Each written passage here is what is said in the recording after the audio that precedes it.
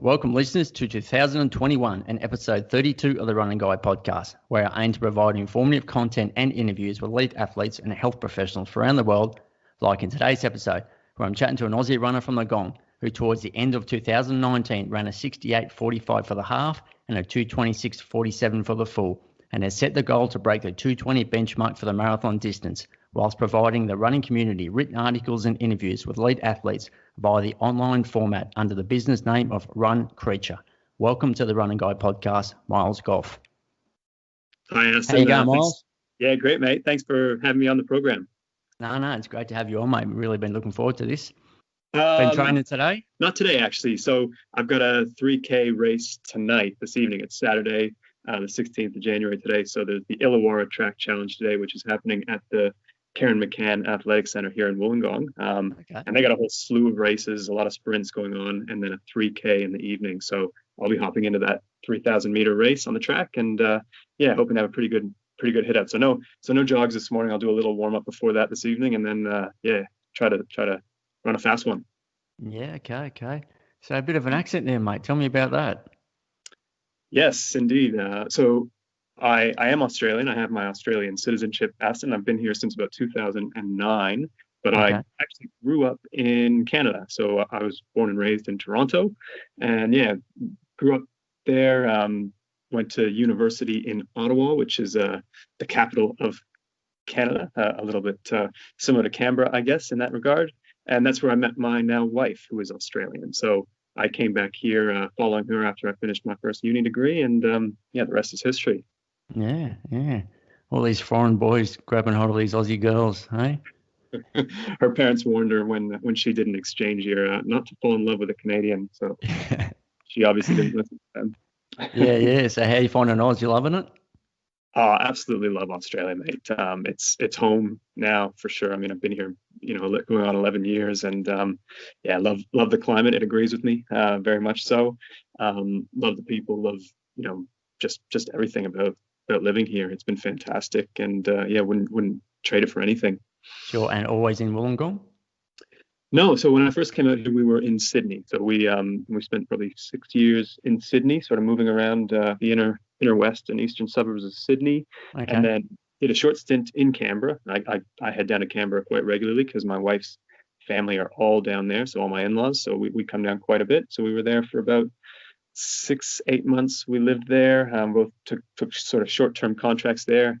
And then we got work in Wollongong. So we came here probably 2016. We moved to Wollongong.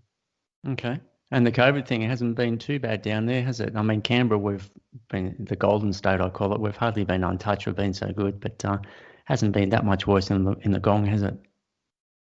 In terms of are you talking about in terms of restrictions and that? Yeah, I mean, there was a little bit around Christmas time with that thing that happened out the northern beaches, and I know the Central Coast and the Wollongong Shire, there was a few restrictions there. That's mainly been lifted now, or? Yeah, so I think there were a couple of cases that sort of popped up around Christmas time, and look, everyone was really good here in the local community. I think as soon as that sort of that news popped up, people went and got tested en masse and did the right thing, and for the most part, I think it was kept pretty much in check. And look, going around now in town, you're seeing everyone wear their masks and everything, especially if they're indoors or going shopping, but. Otherwise, I mean, we've been relatively unscathed through coronavirus. Touch wood. I mean, it's been there've been I guess periods where you want to be precautious, but it feels pretty normal, and we're feeling pretty safe at the moment. So hopefully that continues. And how do you earn a bob down there in Wollongong? What do you do for work? So right now I'm sort of working as a freelance writer, and obviously doing RunCreature, which is sort of doing some journalistic work, telling stories about runners and athletes. Previously, I was in media and communications, so I used to work in communications in higher education. So I worked for a university for several years, did some writing for magazines and some freelance writing, and I'm also a high school teacher. So I was teaching high school English in 2018 and 2019, and took a break from that. Was doing some casual work, and then sort of COVID struck, and sort of I've been sort of trying to figure out what the next step is. When we sort of when all this clears up. Sure. Now, I've only got times here on the World Athletics, they call themselves now. So up 2019, 2020, they're pretty handy times we'll talk about soon. But obviously, you've got a bit of running history before that back home in Canada. So let's talk about that, how you got involved in running, how long you've been running for. It's not a huge history. It's not as big a Okay. history as you'd probably think, Aston. So it is relatively new. I mean, I was always a sporty guy, so I always played, heaps of sport growing up. I was very, very big into my ice hockey when I was a kid, obviously growing up in Canada. So did a lot of team sports, played ice hockey in the winter, then baseball and soccer in the summer, and ran a bit of track and field and ran cross country in school, but then sort of went on a big hiatus from running. I mean, I liked it, but I was never into it seriously. Never sort of did like little athletics. It was all just school organized meets and stuff. And then look, it probably took coming out here, and really, if I'm being honest, it took moving to Wollongong and sort of getting involved in park run probably around 2016, early 2017, before I started sort of running seriously or semi-seriously, I guess. And yeah, so it's not an extensive history. It's relatively new in terms of my life and devoting all the hours that I devote to it now. But yeah, I'm loving it, and it's a huge part of my life now. Both training personally, but also just sort of trying to tell these stories through RunCreature and talk to athletes and learn from athletes and do very much what you're doing, right? Pick the brains of people who are out there doing incredible things in the sport. Yeah, yeah. Okay, so just for a bit of reference for the listeners, like Park Run 5K, where were you running when you first started doing those? What sort of Yes, times? it took a lot of hounding from my wife before I actually finally caved and went to Park Run too. Sure. She'd bit the bullet and went with a girlfriend a few times, and she kept coming home. She said, "You'll love it, you'll love it." And I said, "No, it's the last thing I want to do. Get up early on a Saturday and go run 5K. Like that just seems like torture and punishment and all the rest." And then finally I caved. I mean, we were new in town. We hadn't met too many people, so it was a good way to go out and sort of get to know some people. And yeah, went up to the Bulleye Sand and Point Parkrun, which is absolutely beautiful. If you haven't run it, if anyone's sort of down Illawarra way, make sure you get up to the Sand and Point Parkrun because it's an absolutely stunning course. But first time around, I think it was early 2017, and I would have ran about 19 and a half minutes. Okay, yep. And I remember being just amazed, Aston. I remember being amazed at all the people with all their watches. It sounds naive, but I really had no idea that people ran with running watches. Like that was just like this new thing to me. And I was like, oh, Mm. all these people on the start line. And then I remember just like how quick some people were running and just it seemed effortless. And I mean, I ran 19 and a half minutes, but I was super puffed and exhausted at the end of it.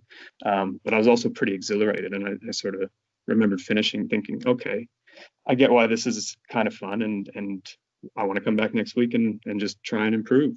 And so the rest is history. Just it became a part of the weekly routine.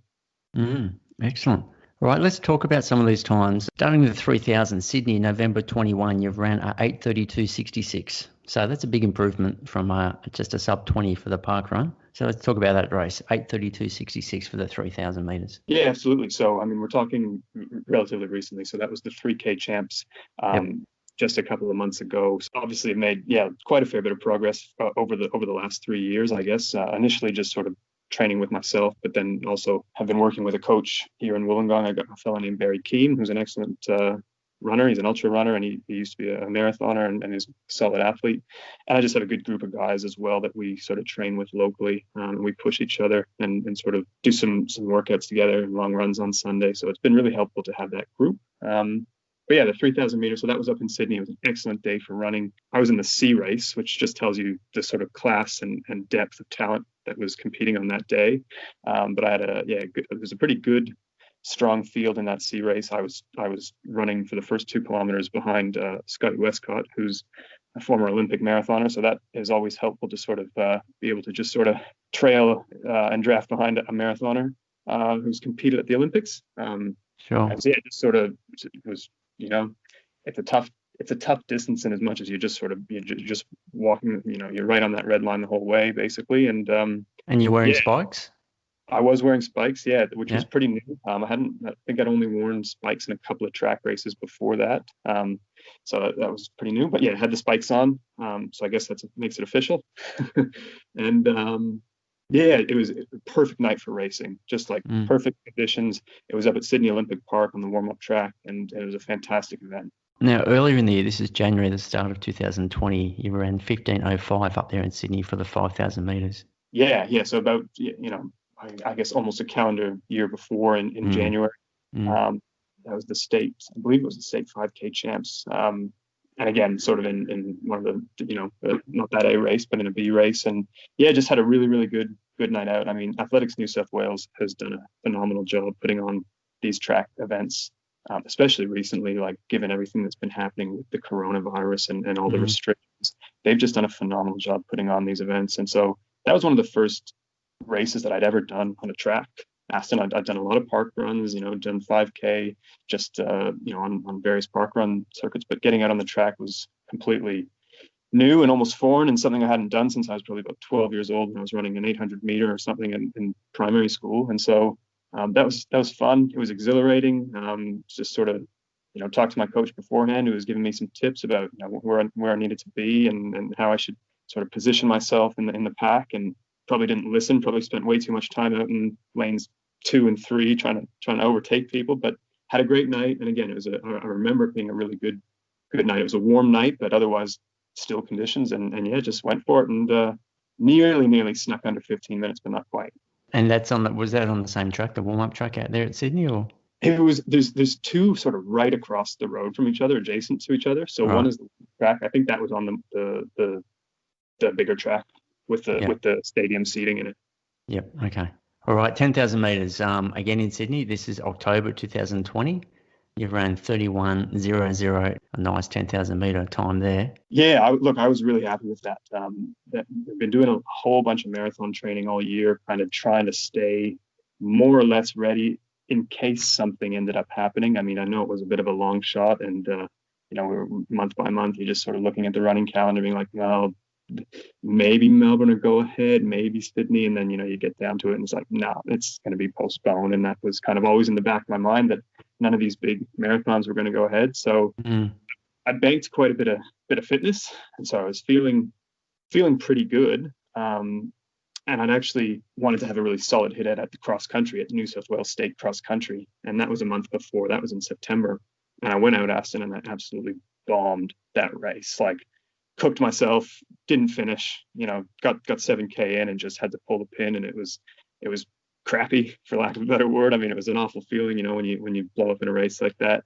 Yeah. And so I was pretty down on myself after that, but did some self-reflection and didn't waste much time. And then when this 10,000 meter race popped up, I decided I needed to hop back into it. And yeah, there was some great athletes in that race. It was the championship race, so obviously those front runners were out running 29 minutes low, or maybe I think a couple people snuck, like Ed Goddard, who won, would have snuck under 29 minutes, which is just phenomenal.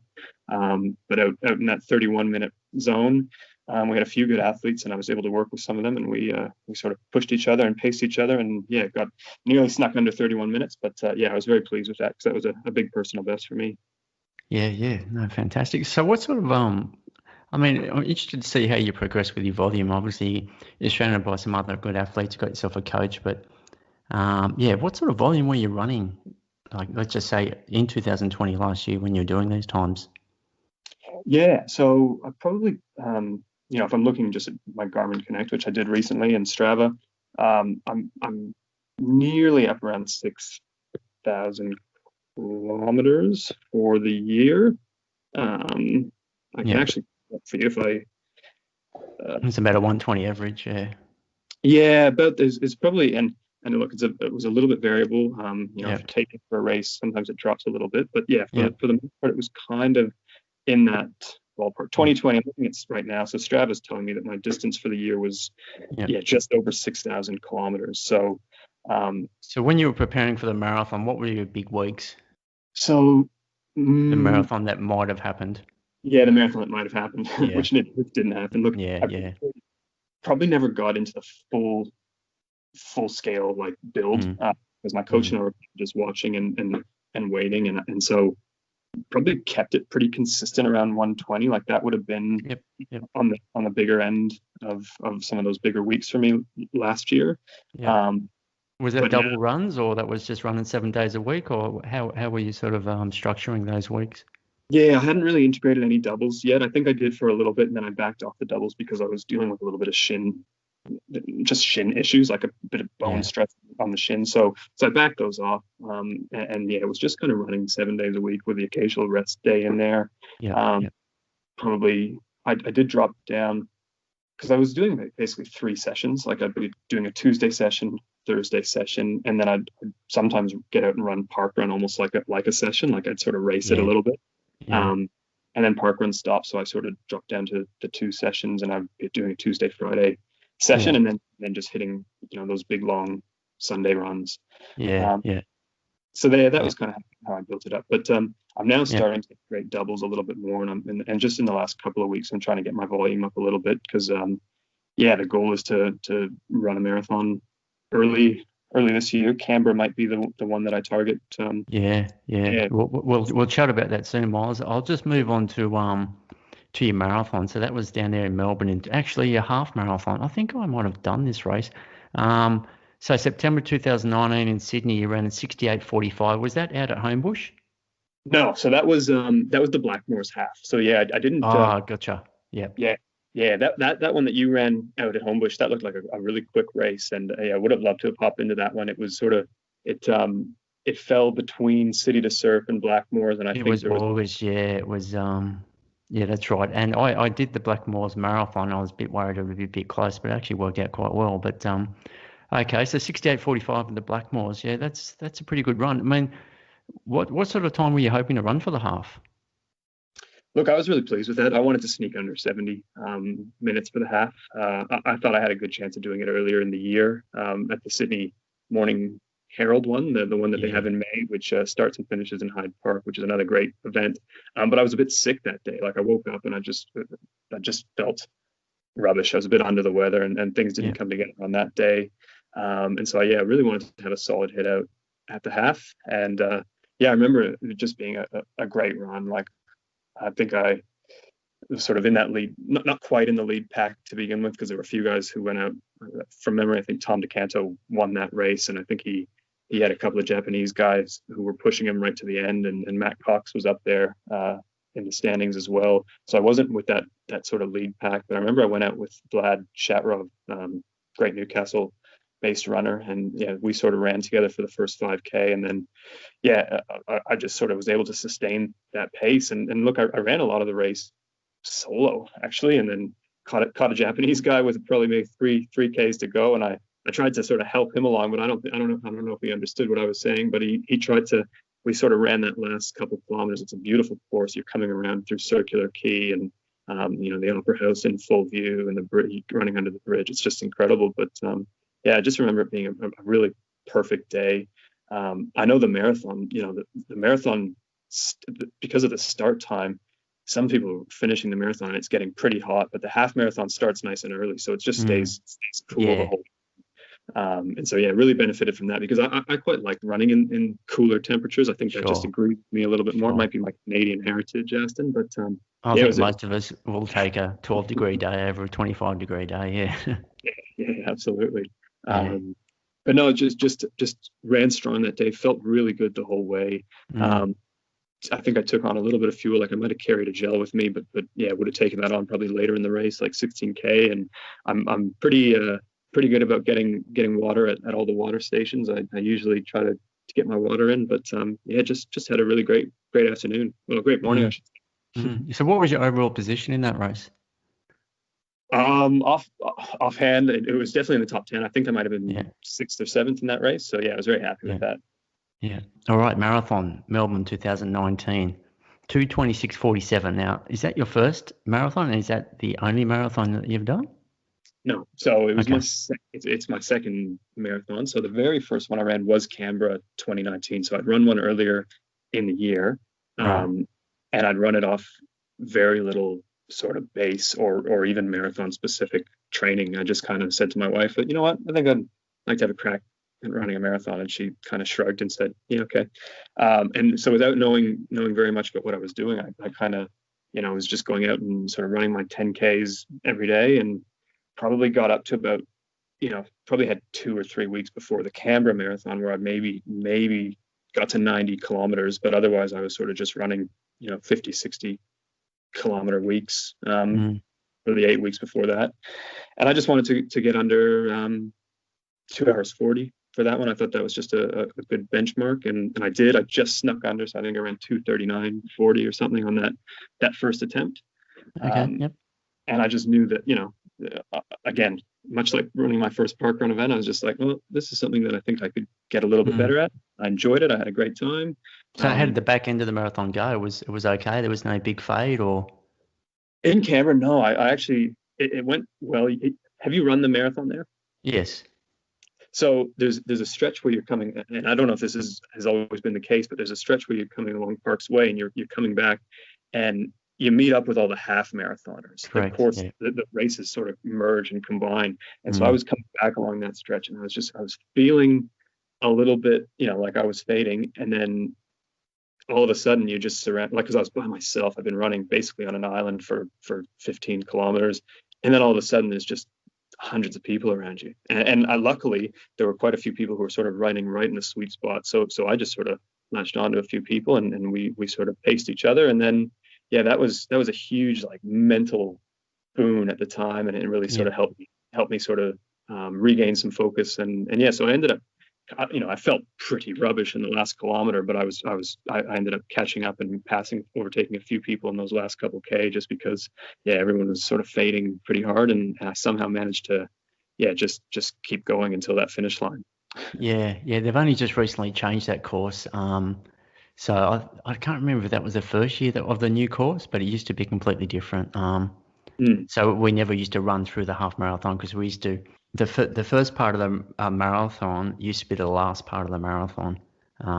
So if anything, it's a little bit faster these days, because there's a bit of a dead section when you get out to Western Park. It's really slightly undulating and really dead road, and can be quite open. And that used to be the last part of the marathon. So a lot of people used to suffer out there. So now we get that out of the way in the first 10 or 12K. And then it's a little bit faster at the finish. So the new course is a little bit faster, except for the fact that, you got to run through those half marathons. And I was the opposite. I was having a bad day. And when I got to those half marathons, it's a bit strange, because you sort of lose an idea of what pace you're running, because generally you're running through the backpackers, and they're running a little bit slower. So you sort of lose, that perception of how you're actually running, if that makes sense, because you tend to be running through them. I was really lucky. I mean, I just, because it could have been exactly that, right? They could have been going slower, and I would have been, ducking and weaving, and that would have slowed me down. Maybe they were just, but it just, so I looked at my watch and I was like, my pace is dead on. And so I just managed to sort of sneak in right at that sweet spot, which was just, dumb luck. All right. So that was Canberra. So you ran 2:39. Most of us will take that as a debut marathon time, mate. So you obviously knew that off 50, 60 Ks a week average, you had a bit of a chance to improve on that. So back down to Melbourne so Melbourne's October. You ran your 2:26:47. So what did you do in training between April and October? So didn't change a whole lot. Obviously started to run a little bit more in terms of volume, started to actually read up on, what marathon training actually looked like, and look back at what I'd done before Canberra, and sort of said, I wasn't really training like I should have been for a marathon. And so first things first, just started to up that volume a little bit. Started to work with a coach as well. So that was sort of when I signed on with Barry Keem, who's a local coach here in Wollongong. And that's been a really good relationship. But yeah, he sort of got me doing a little bit more marathon specific stuff, and also just integrating like fartlek training in a bigger way, and doing intervals, because like really before, like I was just going out and I just hammer a 10K run, and there wouldn't be much variation in my pace at all. Aston, I'd just kind of be, it was either, be jogging the 10K, or I'd just be doing a hard run, sort of, and the same route every time, and the same sort of distance every time. That was kind of just what I did for my weekly exercise. But as soon as I started working with Barry, I was getting a little bit more variation just in the program, and that kept it interesting as well, right? You start doing workouts, and you give yourself a benchmark, and you're trying to improve on those workouts, and just mixing it up a little bit, and then integrating also just recovery, long recovery runs as well. So that was really important, just sort of, build a base, I guess, and to just sort of start seeing and understanding what training for a marathon really looked like. So that was key. And then also I just raced as well. I mean, I really love racing. So I raced the City to Surf in early August and had a great time there. I sort of snuck into the top 10 in the City to Surf. I think I ran 44 minutes somewhere, 44 minutes high. Nice. Yep. Then I had that Blackmore's run, so I had a great half marathon before, just a month out from that Melbourne Marathon. So that was a really good confidence booster. Yeah. And then did a little road trip with my wife down to Melbourne, and ran in Melbourne. I had a couple of good mates who were down there running as well, so that was nice. We had a couple little pack from Wollongong, and we were there to motivate each other, and we did some training in the lead up. So it was nice to sort of have a little group down there. Makes the whole race experience enjoyable. And just had a great day. There was some strong runners in the pack that I was in. We did a lot of working together, shared a couple of drink bottles at times when we missed them, and then ran 30K basically with a really great pack. And then that last 12, it was just kind of go time, and just tried to hold on and finish strong. Fantastic. How was the body absorbing the training leading into the marathon? As far as little niggles, you would have upped the volume. Like when you did that, was the body absorbing it pretty well? Was there any sort of little humps along the way, little learnings that you took on? Yeah, little things. I mean, I've mentioned that I've had sort of a bit of bone stress on the shin, so that's something that kind of has recurred a little bit. I tend to get a bit of a recurring sort of soreness in my soleus, which is just sort of like in the back lower part of the calf, I guess, and one leg. There's little things that sort of rear up and rear their head every now and then, but nothing that's kind of been like sort of debilitating. I remember, and nothing that's really forced me to take any considerable time off, which is really fantastic. I've been quite lucky and I suppose durable in that regard. I remember feeling quite tired in the lead up to Melbourne, like feeling like I'm sort of feeling close to being overdone here. And I remember was sort of entering that taper, and the coach had a 10K sort of tempo on the program, which was probably the last sort of hard workout that I did before the race. And look, I went out and I ran it and I nailed it. But it just felt hard. Like I just felt completely sapped afterwards. And it was just this moment where I didn't know whether I should be confident or whether I should be concerned. But in the end, looking back now, I think that's just how you're kind of meant to feel. Like you're meant to feel that your body is tired, and that's what that taper is for. It's to help you sort of rest and make sure that the muscles and the body are ready to go on race day. Yeah, no, definitely. It's a bit of a learning thing for everyone, isn't it? To find out what's normal and what isn't. And I think as the years go on, you get better at filtering out that, and like you said, just saying that's just the body absorbing all the training, and the rest. The rest is what's going to make me stronger and get fitter. I mean, the hard work is doing all the training and all the hard sessions, and that's breaking down the body. But as you know, you get fitter in good nick when you actually rest and take that right recovery. But it's always you always doubt yourself. You always second guess. Should I be doing more or shouldn't? As the years go on, you get better at believing in the training and knowing that the result will come on the day, and not getting too anxious and hung up about it, because you can really get yourself in a bit of a mess if you start doing that. But like I said, I think that comes with time, and I think that's the art of running and running for many, many years, that you actually start to learn those skills. But it sounds like you're picking up pretty quick, and it sounds like you got some good people around you down there helping you out. So that's fantastic. What about with your nutrition? Some people, when they start, doing their marathon training, I mean, you can pretty much run a half marathon on nothing. But when you start running the full distance, you really got to start thinking about taking in some sugars or even hydration. How did you go with that? Did you have any stomach issues? Were you practicing what you're going to do on race day in training? Yeah, look, I tend to carry a gel with me on most long runs, and look, sometimes I don't need them on a long run if I'm not really sort of gaining it or pushing it too hard, but I'll try to take one anyway. Just practice taking it just whilst running as well. Just get the feel for that, and I'm pretty okay. I mean, I've obviously had my moments where had to do a dash to a toilet, but my gut's pretty pretty okay, and it's never been an issue in a race, thankfully. So in terms of nutrition, it's mostly gels and then maybe hydrolyte as well. Luckily, like both Canberra and Melbourne, I was lucky in the sense that I was able to have put drinks out beforehand, and I'd usually have a little gel taped to the bottle so I could take it if I need it, and that was pretty good. Look, in a half, yeah, like you said, you can usually get through a half without a gel. I might carry one, and I think I remember taking one in during the Blackmores, just kilometer 16, and it's as much probably a placebo as anything, but you just get a little bit of sugar, and maybe that gives you a little perk up. But yeah, nothing too crazy. It's mostly just gels and fluids. All right, let's talk about the new venture with your goal of running a 220, which you're also documenting online. So we'll talk about how you're going to go about doing that, what you're going to be doing in training to allow that to happen. You mentioned possibly looking at doing the Canberra Marathon. Let's start with with the online, let's call it a blog, but you can fix that up, allowing other people to follow along on the journey. I have read the articles that you've done on RunCreature, and you're actually very skillful at writing. So it's fantastic that you're doing that, and also joining the team with the other people who are sharing all these incredible stories of athletes and what it takes to become elite. So let's talk about you running a sub 220. Sure, absolutely.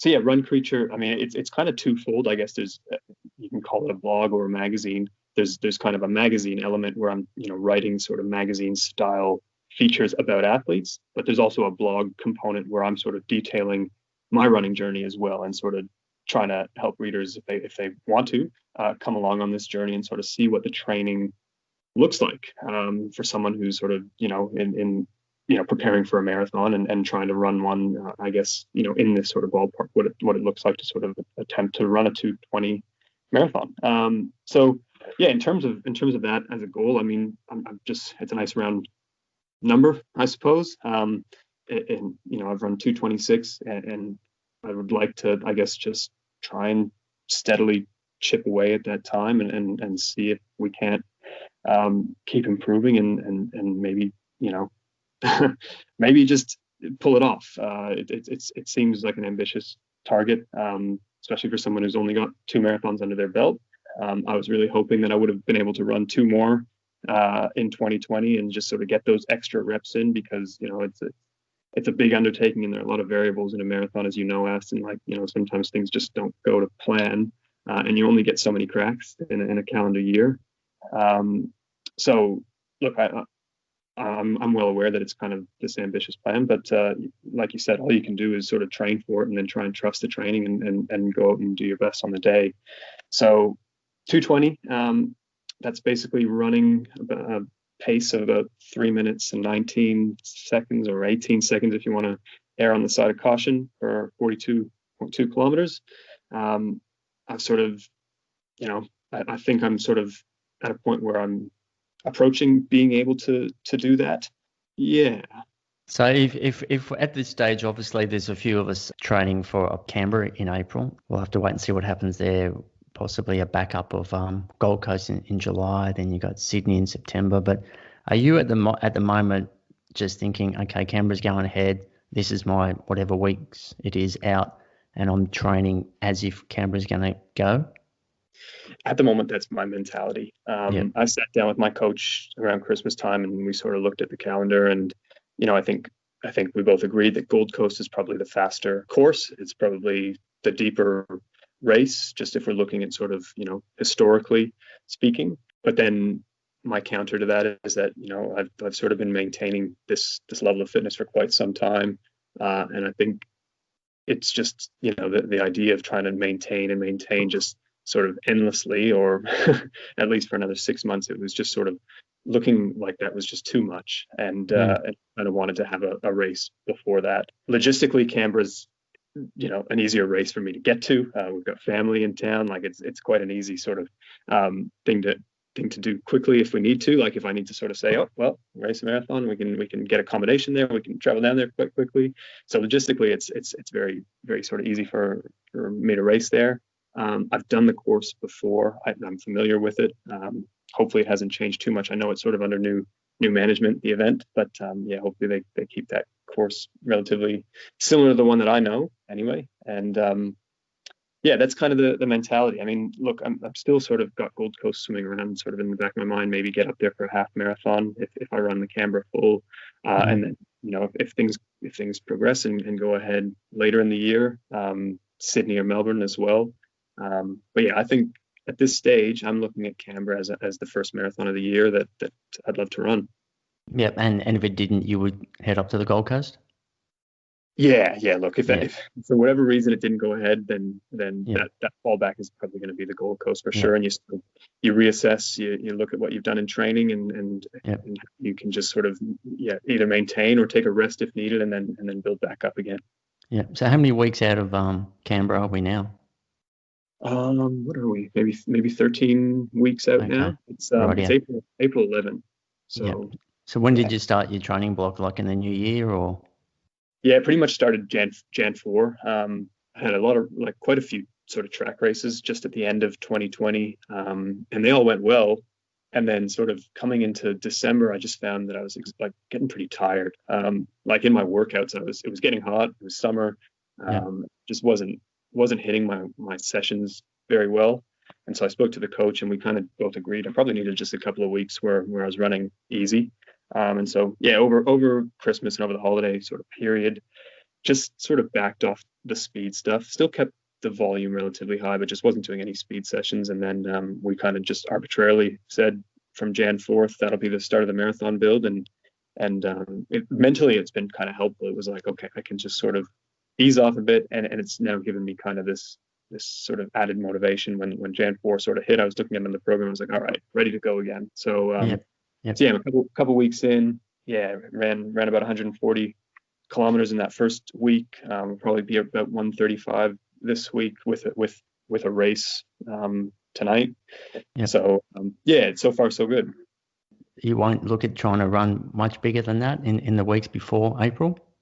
I think I'll be starting to build it up. Yeah, probably maybe get up to as much as 150, but I don't think I'll be going too much more than that. I think, I've proven, I guess, that I can sort of run a relatively good marathon off less than that. I think we'll sort of see how we travel in Canberra off sort of averaging those 150k weeks, and hopefully that bodes well.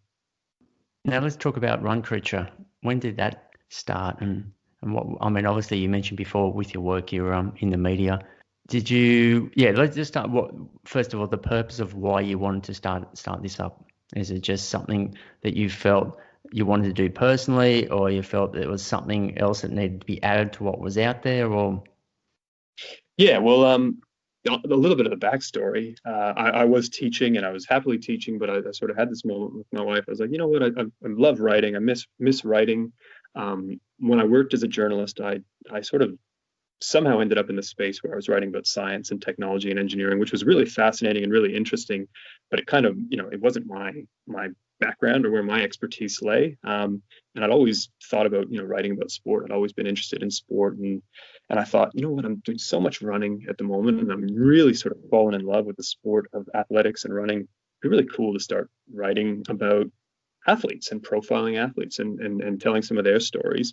And I sort of looked at what was going on in Australia at the time, and I thought, look, there's some really phenomenal talents that we have here in Australia, and it'd be really, really cool to sort of, just start talking to them and learning about, what they do in training and beyond running as well. Like get the human angle, like find out what it is in their lives that they've had to overcome to be successful and the things that they've persevered through. So I just got this idea, and that sort of simmered away for a little bit. And then I made a call that's what I was going to focus on. I was going to sort of resume being a freelance writer. And that was back in, I guess, January 2020, way back in January 2020. God, it's not that long ago, but it seems almost a lifetime ago. And the first athlete that I reached out to was a guy most Canberrans would know is Michael Roger, who's a world champion Paralympian. And Michael was about to go over to Houston to run a marathon, and he was the existing world record holder in his Paralympic classification, but he was going to go out and try and set a new world record. And I thought to myself, like, this is a news story. Like, this is a phenomenal world-class athlete who's Canberra based, living in Australia. He's going overseas to set a world record. Like, surely I can write a great yarn about this guy, and I can sell that to a newspaper or whatever, a website here in Australia. And I did that. Like, I talked to Michael. I talked to his coach, Philo Saunders. Wrote a really great piece about his career to date, him going over to the States, him having a crack at this world record, which he set, by the way. And I couldn't sell that story to anyone. I couldn't, I tried to pitch it to the ABC. I tried to pitch it to the Guardian. I tried to pitch it to all these places. And lots of people said, it's really interesting, but like, we just don't, we don't have the budget for it, or it's just not right for us at this time. And it kind of just had it sitting on my computer. And I thought, look, I don't want this to just, die a slow death. So I ended up giving it to the Canberra Times. Like, I said to the editor there, we were chatting, and I said, look, you just run this in the Saturday paper. Let your readers at least see it. And that was the case. And I mean, a bit of goodwill on my part, but I left that experience thinking, look, it's a pretty crappy state that, we've got these fantastic athletes and we can't get a story published anywhere. There's no market for it. And so, look, that got me thinking. And again, like, this was sort of simmering away in the background. I ended up writing a story for Tempo Journal, and their editor, Riley Wolf, was fantastic. I wrote a story on Millie Clark, who's a great female marathoner based in Tassie. And so Tempo's doing fantastic things. I mean, it's a beautiful publication, incredible photography. They do a really, really phenomenal job. But I was kind of wanting to go even that little bit further. I mean, you look at Tempo Journal and what they do, and it's beautifully crafted. But the stories are still relatively short. And I've just come from this background where I wanted to do more long form journalism, writing these really, really in-depth narrative pieces and really drill into the detail. And again, there was just no market for that. And so I thought, well, look, if it doesn't exist, maybe you just have to take a punt and create a space for that yourself, which is effectively what I've done, I guess. So yeah, RunCreature, I guess, was an idea that sort of sprung up in the middle of the year, and I worked with a graphic and web designer to get a site developed, and looking pretty good. I was pretty happy with how it's sort of set up, and the goal is, I guess, to try and keep it going long term, Aston. Hopefully that comes to fruition. I mean, we need to start, I guess, generating a bit of revenue from advertisers and sponsors and the like, but hopefully that comes. But the goal is to basically tell one long form story about an athlete or an inspirational runner in Australia once every month, and have sort of a monthly feature, and then on top of that have some additional sort of content that we're pumping out, and the blog looking at my marathon training. So that's effectively what it is. But yeah, the goal is to sort of to have a space where we're telling great stories about Australian athletes and inspirational runners in our Australian running community.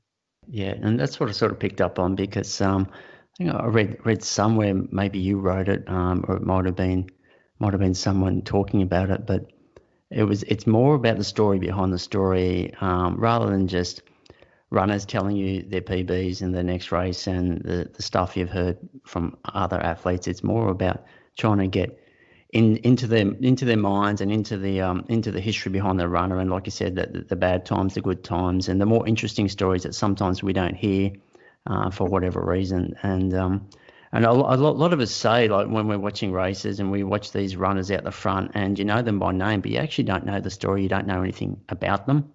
And I think there is a need, and I've spoken about it, and I've heard other people mention it, that we want to hear more about the runners and where they came from, and all those interesting stories that sometimes the runner themselves maybe they're not confident in telling the stories or whatever it might be, but most of us like to hear, from the heart, from what's actually gone on in their lives that's driven them to their success.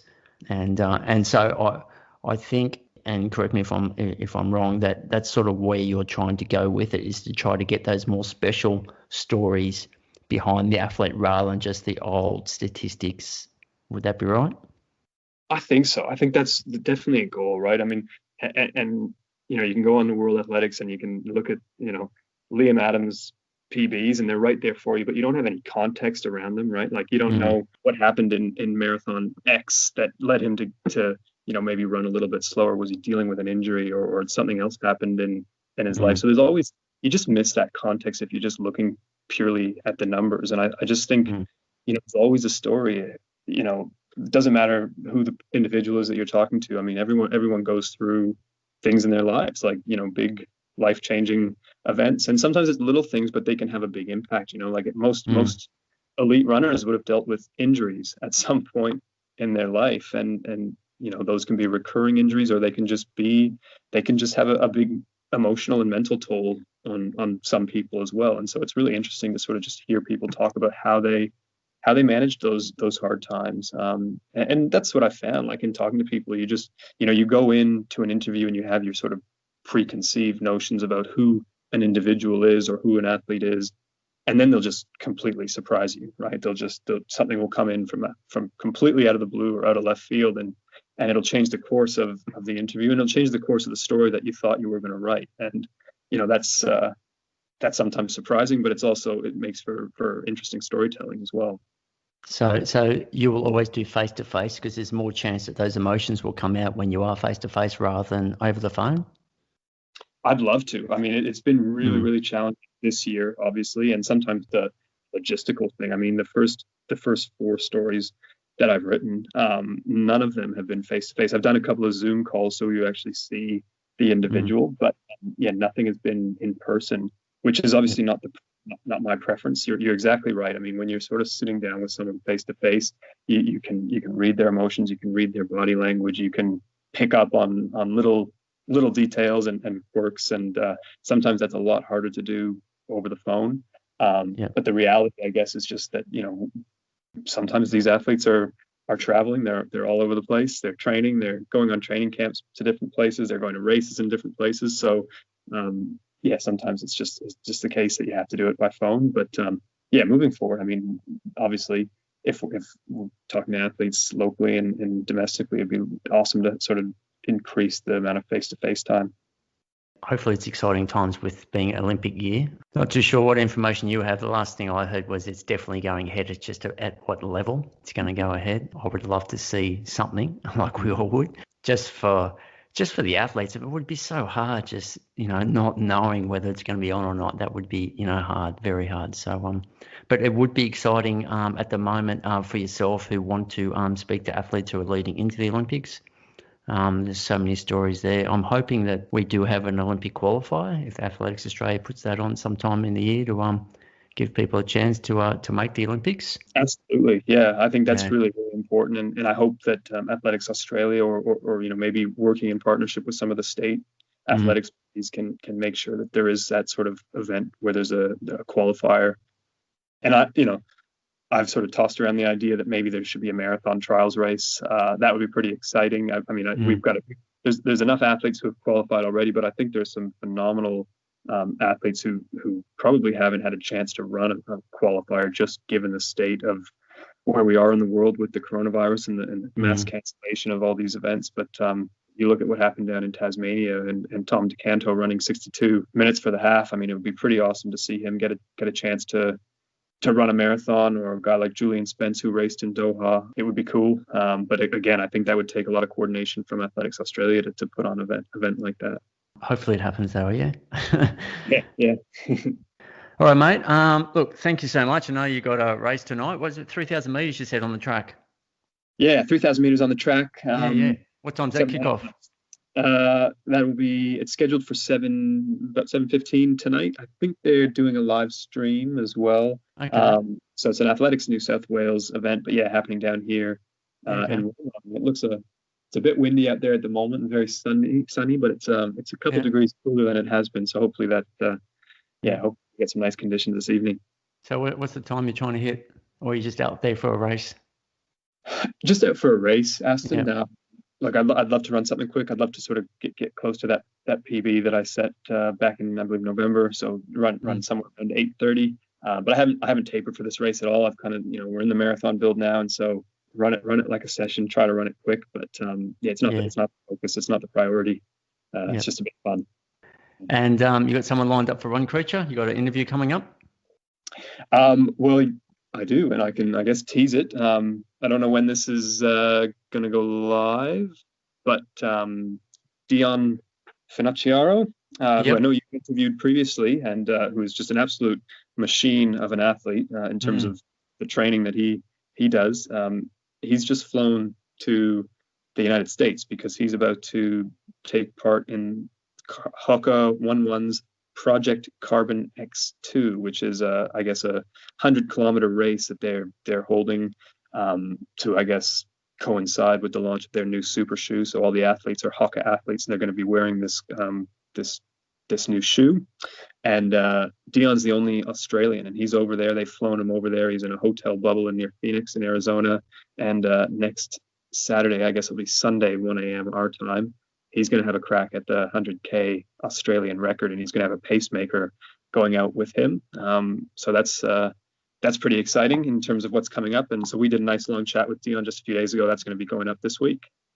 Yeah, no, fantastic. I saw on his Instagram, yeah, it's over there. I think it was -2, but he was loving the break from the Australian summer.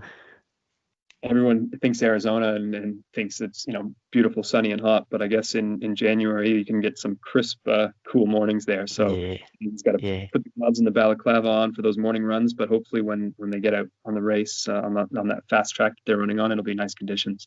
Yeah, no, fantastic. Yeah, no, Dion's a great bloke, and yeah, he's really looking forward to see how that goes because Camille Heron is involved, and is Jim Walmsley, is he involved in that as well? Or? Yeah, Jim Walmsley. So there's a few from what the press statements say from Hoka. There's a few athletes who are going to be going out sub 6 hour pace, which is just mind boggling. But Jim Walmsley. So Dion's going to try and break the 100K Aussie record. But what are the other athletes?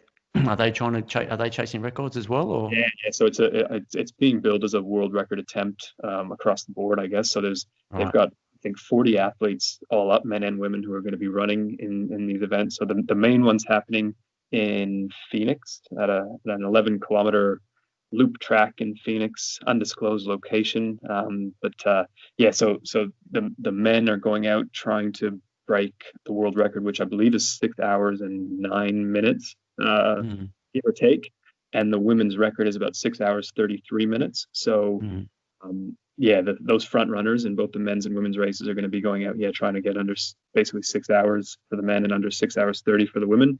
And Dion's going to be running with a pacemaker who's trying to get him the Australian record, running at 6 hours 27 minute pace. So okay, who holds that Aussie record? You're testing me here. I believe his name is Tim Sloan. And that was set a while ago, or?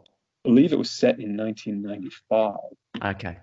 Maybe fact check me on that one. But So either way, I mean, if he pulls it off, amazing. I mean, he had a huge run back in November. He did that lockdown 50K challenge, and he set the Australian 50K record, which was pretty huge. So I think he's in pretty good shape. I mean, it's a tight turnaround to come off a 50K record and then to run 100K. But look.